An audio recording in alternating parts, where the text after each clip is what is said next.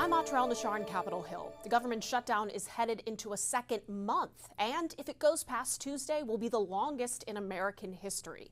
President Trump losing his patience and now calls on Senate Republicans to eliminate a centuries-old rule that gives the minority party a say on most legislation. On the eve of Halloween, President Trump issuing a directive to his party that, for many, is a frightening scenario.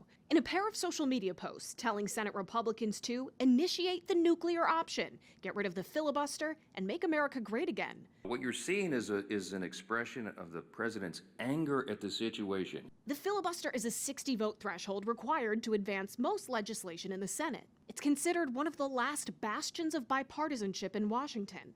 If the filibuster was eliminated or a carve-out was created for this scenario, the Republican majority could pass the House Republicans' short-term budget and end the government shutdown.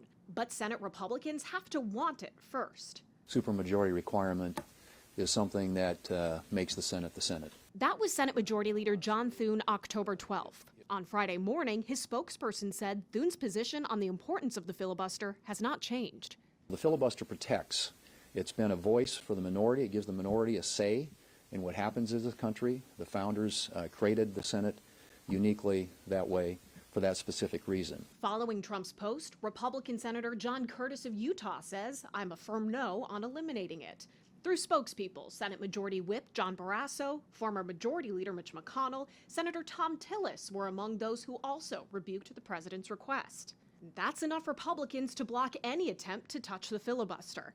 There is another person other than Trump calling to nix the filibuster, but he's not a Republican. Carving it out the filibuster now would make it almost impossible to shut our government down in the future, regardless if it's the Democrats or the Republicans doing these things. This week, the Senate failed for the 14th time to pass that short-term budget, as party leaders still have not engaged in direct talks with each other.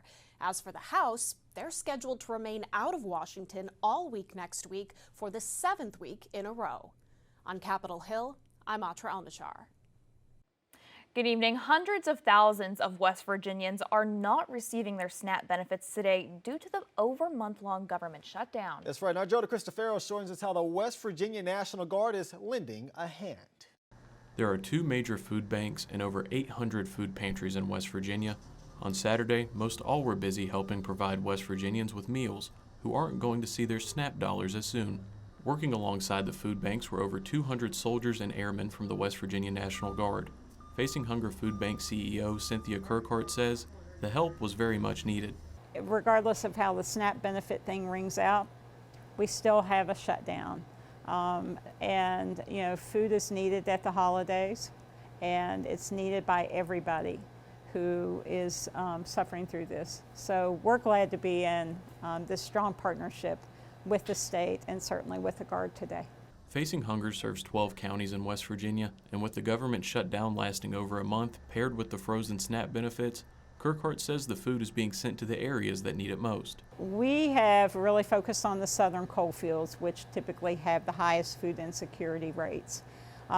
Clearly, we have a lot of local pantries. I think we're seeing a lot of the government shutdown effects here locally. Nearly 300,000 West Virginians rely on SNAP to put food on the table. That's around 1 in 6 people across the state.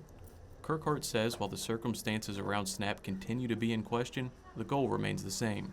We obviously have a framework of a plan, but as the need changes, we have pushed food actually to the outposts for the Guard, so they too will be able to be responsive. So we'll just see how it goes. But what I know is, like today and every day, together we're facing hunger. The West Virginia National Guard mobilizing troops to help local food banks and pantries. West Virginia National Guard Adjutant General James Seward says the Guard is also providing around 11 pop-up pantries in areas where there are no food pantries open this weekend. There are soldiers and airmen here at Facing Hunger as well as Mountaineer Food Bank at the warehouse and at pantries across the state.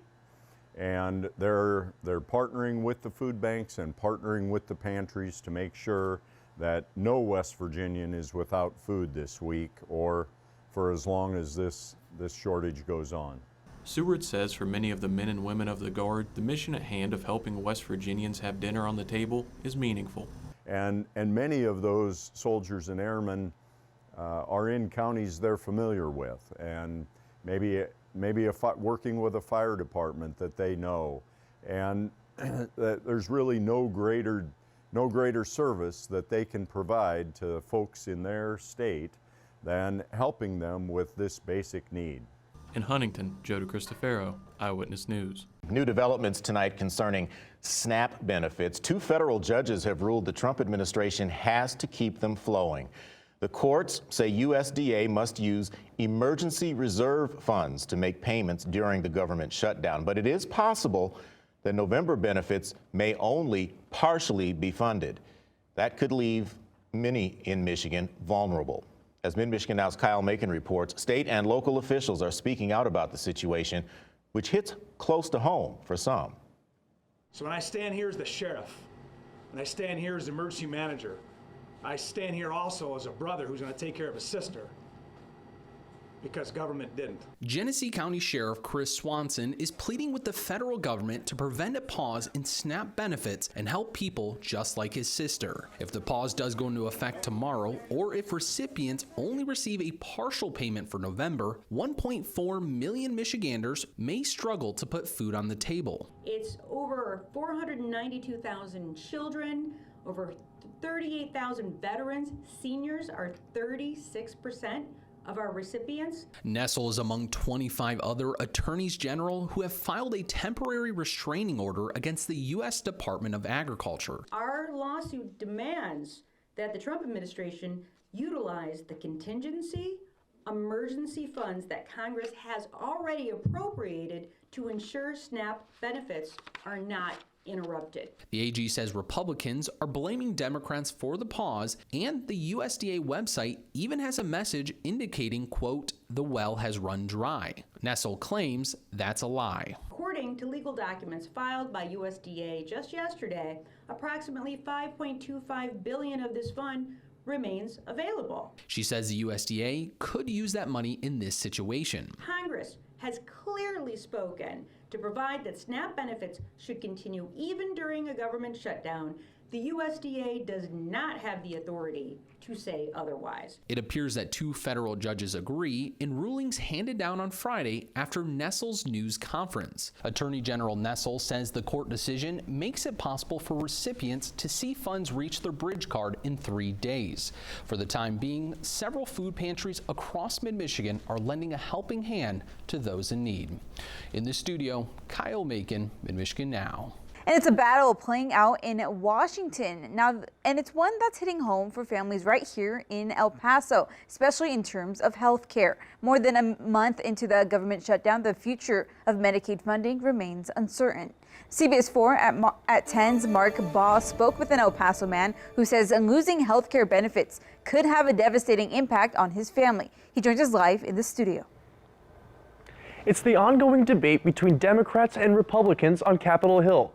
More than a month into the government shutdown, one El Paso resident tells me losing these benefits, especially with potentially rising rates, could impact his grandfather, who relies on federal assistance. My grandmother passed away earlier this year, but I remember she was telling me, at the end of last year, she had to go pull out loans to help cover her payments for her doctor's visits, for some of her prescriptions. El Pasoan Michael Rosales says his grandfather depends on Medicaid to help manage his Alzheimer's. Recently diagnosed and now transitioning to at-home care, Rosales worries about the financial strain his grandfather could face without federal support. Open enrollment for many health insurance providers began today. Created under the Affordable Care Act, better known as Obamacare, it's designed to give families better options for affordable health care. But with the government still shut down and Medicaid cuts underway, experts say there are concerns that premium rates will increase. Premiums are ultimately what you pay into the insurance. And so some states are seeing their premiums go up by double and triple the amount. We don't know what it looks like here in Texas. Christina Paz, CEO of Centro San Vicente, says that raising rates could make it harder for people to enroll or renew their coverage. Georgetown University reports that as of 2023, 22.7% of El Paso County, more than 190,000 people, rely on Medicaid. Some people may not be able to afford it, so they're going to choose not to go covered. Healthcare can be expensive, right? So a lot of individuals are going to choose paying their bills and putting food on their table versus getting healthcare. Open enrollment is meant to help people find or switch to more affordable plans, an annual option since Obamacare passed in 2010. But with no end to the shutdown in sight, Rosales says his grandfather is worried about what happens next and the financial impact that may be caused. Like I say, I have seen a lot of those people unfortunately struggling with those benefits and with the shutdown. So I do hope it ends soon because I know a lot more people can breathe easier. Cristina Paz says Centro San Vicente will continue providing health services to those struggling to keep their benefits.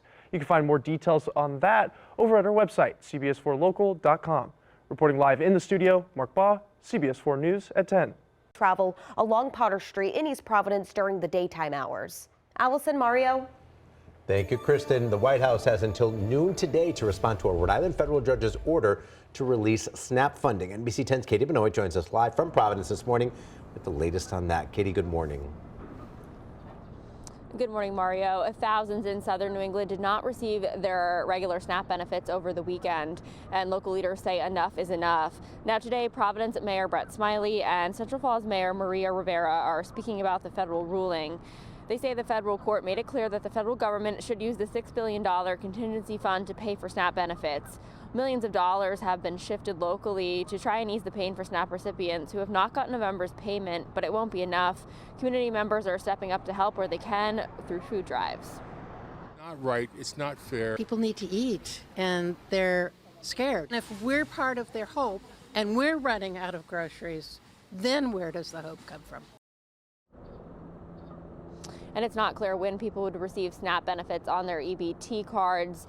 Local officials say that if you have money from last month left over, it does roll over to this month. Live in Providence, Katie Benoit, NBC 10 News.